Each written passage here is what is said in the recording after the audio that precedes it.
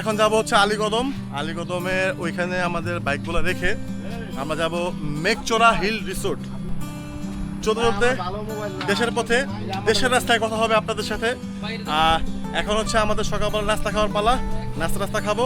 নোয়া খাইলা আছে, নোয়া খাইলা চাঁদপুরিরা পিঠা বানারে আমার দিব দেন আছে কোনো বাঁচা গেছি। যাক হোয়াটএভার।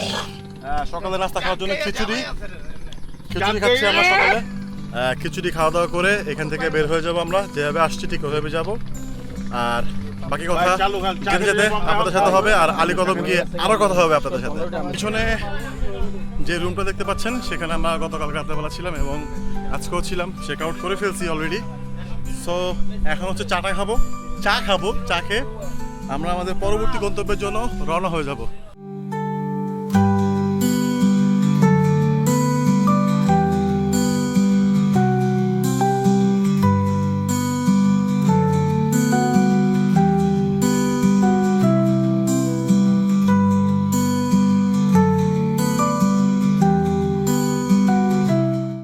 আমরা এখান থেকে বের হয়ে যাচ্ছি। ভাইয়া ভালো থাকো, আবার দেখা হবে। বের হয়ে যাচ্ছি। অনেক সুন্দর একটা মেমোরি নিয়ে এই জায়গা থেকে বেরোচ্ছি। অনেক সুন্দর একটা সময় এখানে পার করলাম।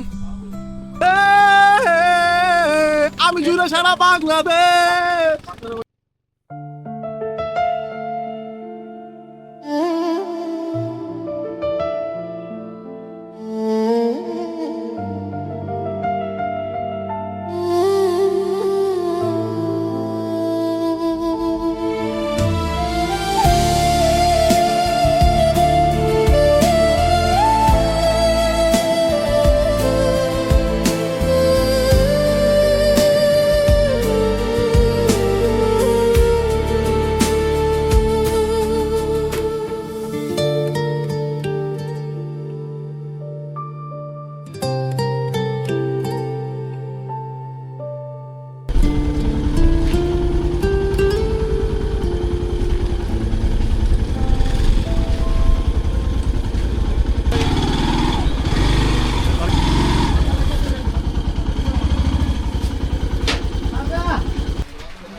আমরা মেঘচোরা রিসোর্টে ওঠার জন্য, মেঘচোরা তো আসলে বাইক নিয়ে ওঠা যায় না, হেঁটে উঠতে হয়, অনেক উঁচু।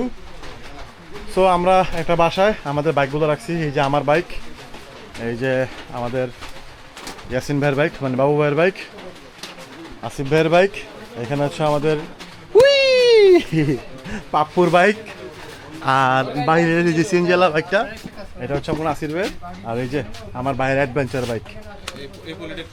সে হচ্ছে বর্তমানে এখন বাক্সওয়ালা বাইকার, বিটকেস বাইকার। যাই হোক, এই বাসার ভিতরে আমরা সকালে বাইকটা রাখছি। আর এই হচ্ছে আমি। সো আলহামদুলিল্লাহ আলীকদমে ঢুকেই আমরা এত সুন্দর একটা মানে চূড়ায় যাব, এটা ভাবতে অবাক লাগতেছে। এরকম একটা আমরা পার্কিং পাবো, এরকম একটা পার্কিং পাবো আমরা চিন্তাও করতে পারিনি। সো গাইস, একটা লাইক কমেন্ট সাবস্ক্রাইব করে দিন। লাইক কমেন্ট সাবস্ক্রাইব করে দিন।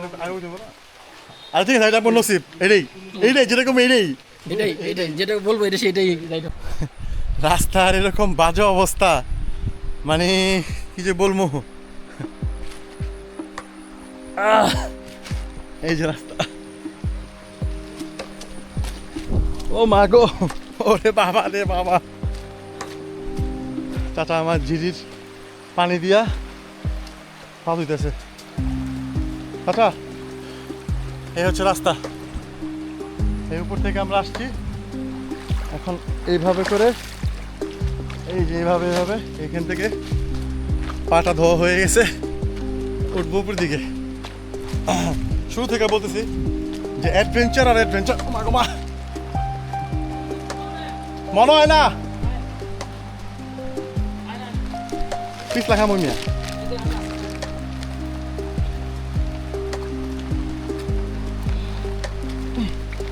না, শুকনাই আছে। শালবনের ভিতর দিয়ে উঠতে হবে অনেক উপর, আমাদের প্রায় ঘন্টা খানেকের মতো হাঁটতে হবে, হেঁটে হেঁটে মেঘচূড়া উঠতে হবে।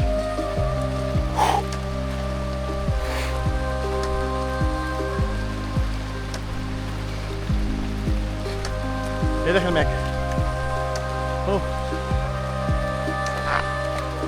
এই যে রাস্তা, আঁকা বাঁকা মেঠো পথ, সুন্দর আঁকা বাঁকা মেঠো পথ।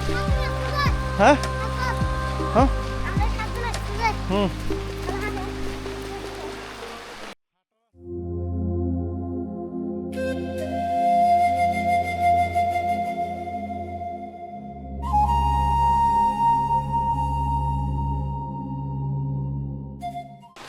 যোগ থাকুক আর যাই থাকুক কোনো সমস্যা নাই, যোগ আছে আমরা হাঁটতে হাঁটতে যাব, এই রোডেই হাঁটতে হাঁটতে উপরে যাব, এনজয় করতে করতে যাব।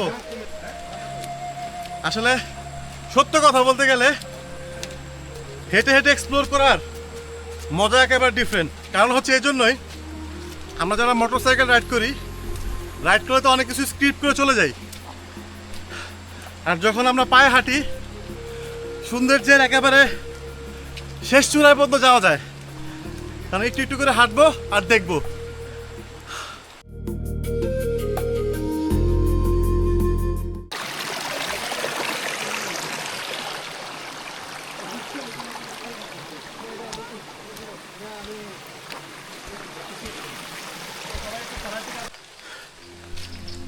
পাথরের এবড়ো থেবড়ো পথ আর আমার শহরে পার, এক অন্যরকম কম্বিনেশন।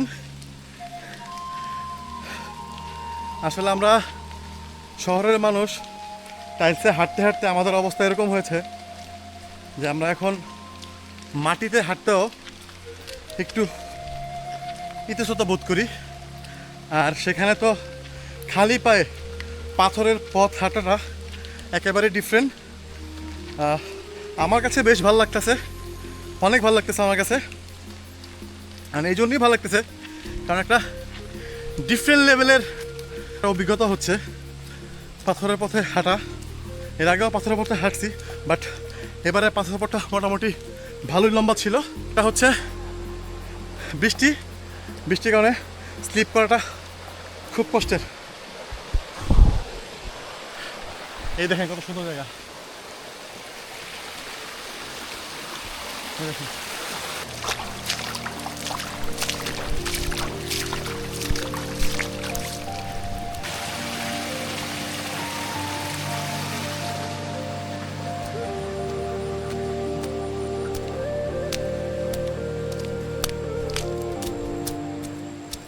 পাহাড় উঠতে একটা অর্ধেক করে একটা অর্ধেক করে পাকে না ডিম। বুঝলাম। হুম হুম আচ্ছা, ডিমটা নিলাম আর হচ্ছে হলো আরে ভাই পেঁপে। ডিম কত আজকে? দুজন পেঁপেটা পাকা নেই, কথা বলবো কেমন খবরটা? এই অর্ধেক করে রাখো দিতো বন্ধু অর্ধেক করে ফাইদা ওই ওগুদের একটা টুকরা করে দাও মশলা টুকরো আপন ভাই এই একা ভালো আছে বড় হ্যাঁ এই বড়টা অনেক